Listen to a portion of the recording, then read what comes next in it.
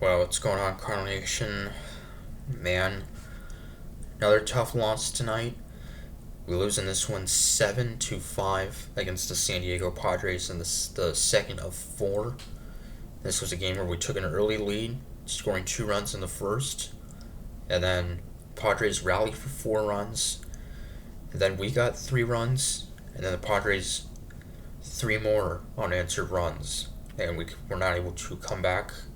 Had chances in this game, had 11 hits, but like we've seemed to have struggled with all season long, and really dating back to last season, and that is getting runs, driving in runs with the runners on base. And yeah, and that's kind of what happened again in this one. We would take an early 1-0 lead in the bottom of the first as a run would score on a wild pitch, which was Mason Wynn. He would score on a wild pitch from Padres pitcher Dylan Cease. Leads the league in strikeouts, and last month threw a no-hitter. And so that would give us an early 1-0 lead. We would then go up 2-0 in the bottom, or rather later in the inning.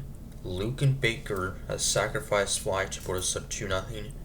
Baker gained the start as the DH in this one. His first start in the majors this season since being recalled up last week. So, our 2-0 lead would not last long, as on a 9-pitch at-bat, Manny Machado, a solo home run to make it 2-1. For Machado, who homered last night, his 22nd homer of the year, 78th RBI, to make it a 2-1 game. And then a double by Jackson Merrill and an infield hit by Peralta, and then Padres were tied up 2-2. Luis Campusano, an RBI single to tie up 2-2, and then they will go up 3-2 as rookie shortstop McCoy would give the Padres a 3-2 lead. That was Mason McCoy, rookie shortstop, to give the Padres a 3-2 lead. They would then go up 4-2. Luis Arraez, who's won the batting title of the past 2 years, will give them a 4-2 lead. So 5 hits, 4 runs would score. We would then strand the bases loaded in the bottom of the second, as we potentially could have tied up or taken the lead back. And then 3 walks in the bottom of the third to load the bases for Victor Scott, but he would strike out on 3 pitches, so again we would strand the bases loaded. And Cease is a guy who strikes out a lot of batters, but also walks a lot of guys as well, which is a bit unique about him. And yeah, so still down 4-2 into the bottom of the fifth. Facing a new pitcher, down 4-3, Paul Goldschmidt would put us up 5-4 to score Lars Nootbaar, and for Goldie, his 20th of the year, to put us up 5-4. Miles Michaelis in this one would get 2 outs in the sixth to go 5 in the third. Not a terrible outing despite that 4-run second inning. Would strike out 3, and then John Kane would get the final out in the 7th, and then a long 7th inning, Jurickson Profar with a sac fly to tie it up at 5, and then Jake Cronenworth with an RBI single to put the Padres ahead 6-5. And then 1-2-3 8th inning from Andrew Kittredge. We would strain a run around second in the bottom of the 8th. Padres reliever Jason Adam would strike out the side.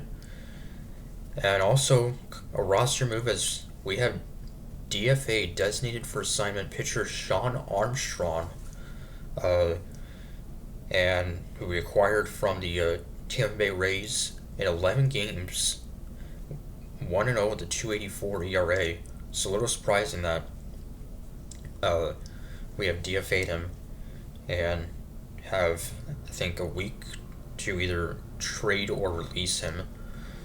And replacing him on the roster, pitcher Riley O'Brien, not major league debut, but his first and only other outing from this season was from opening day, actually, the very first game of the season. He made the opening day roster, but got hurt, was on the IL ever since then, actually.